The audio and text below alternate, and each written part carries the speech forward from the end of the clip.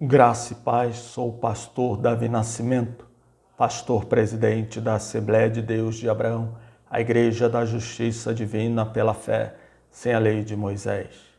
Sou cooperador de Deus, ministro do Novo Testamento habilitado pelo Espírito, semeador da palavra do Reino.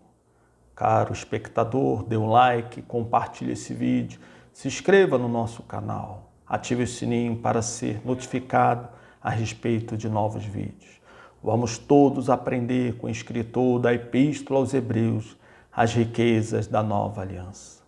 Lembrando que aquele escritor, um judeu convertido, escrevendo à igreja judia convertida, procurava confirmar aquele povo a permanecer apenas na nova aliança de Cristo, já que alguns de seus membros estavam desertando da fé apostólica, migrando para a lei e para as suas práticas.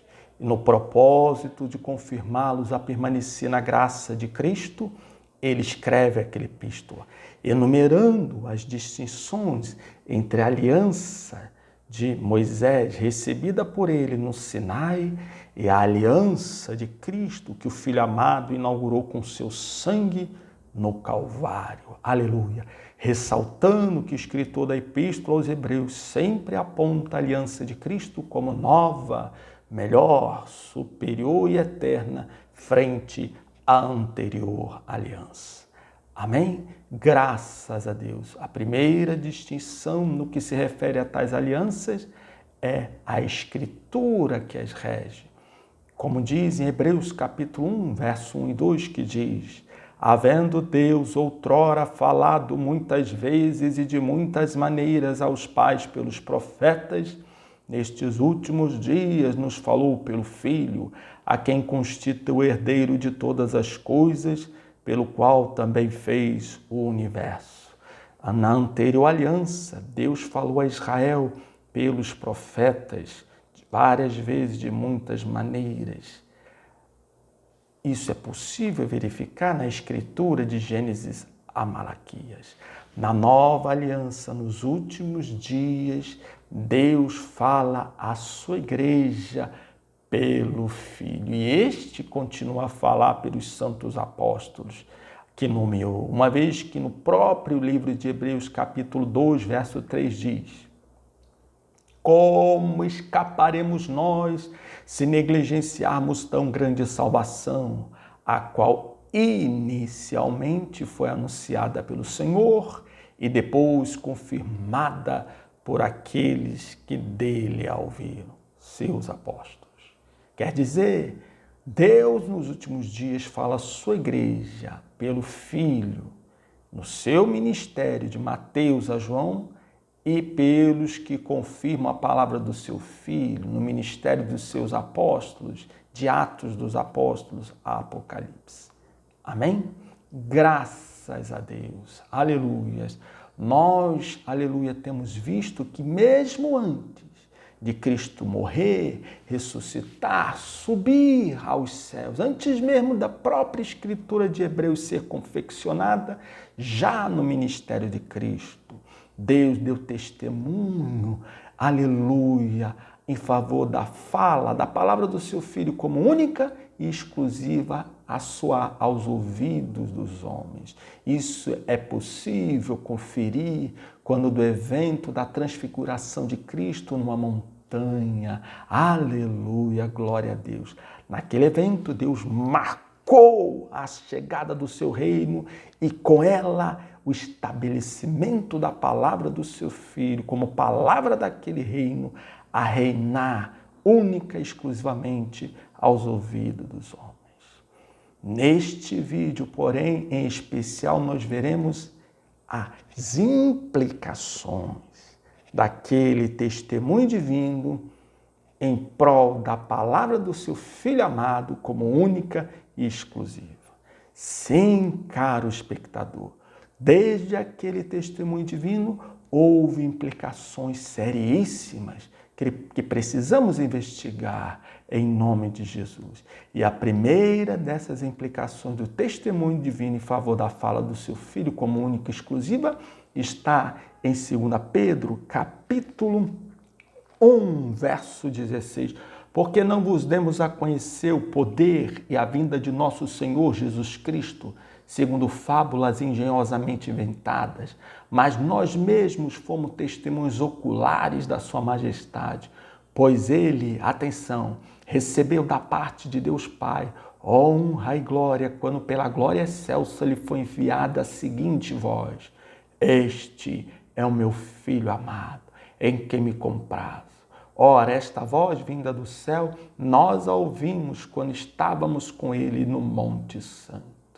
Quando Deus chegou sobre aquela montanha e com ele o reino de Deus, aleluia, ele disse: Este é o meu Filho amado, o meu eleito, a ele eu vi. E Moisés e Elias sumiram e só Cristo permaneceu, aleluia. Deus estava tributando ao seu Filho amado honra e glória. Eis a primeira implicação do testemunho de Deus em favor da fala de seu Filho amado como única e exclusiva. Deus lhe tributa honra e glória.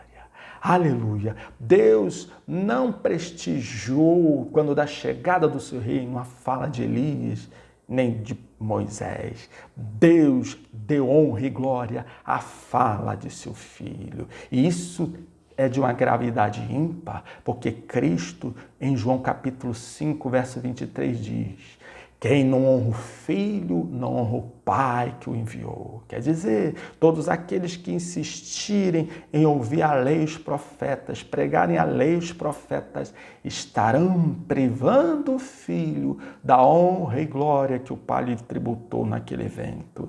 E ao desonrarem o Filho, por extensão, estarão desonrando o Pai. Eis aí a primeira implicação do testemunho de Deus. O Pai deu ao Filho honra e glória. Que ninguém roube do Filho a honra e glória que o Pai lhe tributou. A segunda implicação é possível conferir em 2 Coríntios, capítulo 2, verso 1 e 2, que diz: Eu, irmãos, quando fui ter convosco, anunciando-vos o testemunho de Deus, não o fiz com ostentação de linguagem ou de sabedoria. Atenção! Porque decidi nada saber entre vós, senão a Jesus Cristo e este crucificado.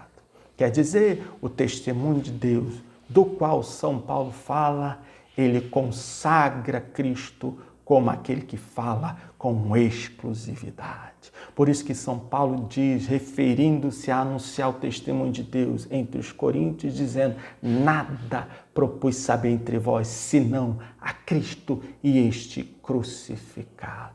Aquela voz divina, quando da chegada do reino de Deus naquela montanha, ao apontar Cristo como eleito, a quem os homens devem ouvir, aleluia, certamente estava trazendo como implicação a exclusividade da fala de Cristo. O testemunho de Deus, sim, aleluia, consagrou a voz de Cristo como exclusiva. Por isso que São Paulo aqui fala de levar o testemunho de Deus aos Coríntios, dizendo em seguida que nada propôs saber entre eles, senão a Cristo e este crucificado. E por fim, amado espectador, a outra implicação, uma terceira implicação constante de 1 João capítulo 5, verso 9. Se admitimos o testemunho dos homens, o testemunho de Deus é maior. Ora, este é o testemunho de Deus que ele dá do seu Filho. Aquele que crê no Filho de Deus tem em si o testemunho. Aquele que não dá crédito a Deus o faz mentiroso, porque não crê no testemunho que Deus dá acerca do seu Filho. Aleluia! A terceira implicação do testemunho de Deus é que aquele testemunho investiu a palavra de Cristo de credibilidade. Aleluia! A ponto de São João aqui dizer que quem não crer, aleluia, naquele testemunho que determina que todos devam crer no Filho, já que ele diz que todos devem ouvi-lo com exclusividade, aleluia.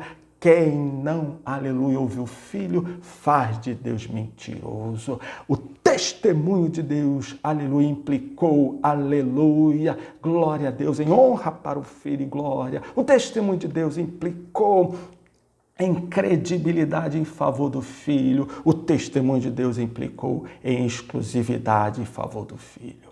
Amém? Glória a Deus.